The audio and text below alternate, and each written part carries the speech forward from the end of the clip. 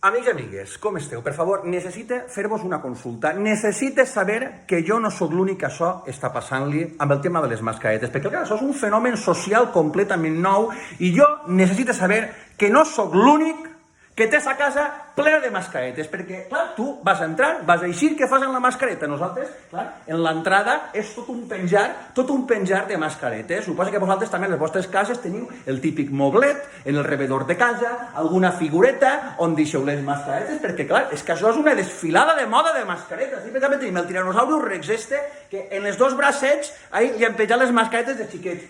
Ahí tens paquetets nous per encetar. Tenim també el Santes, també estan les mascaretes. Per favor, a les vostres cases esteu igual? Digueu-me que sí, per favor.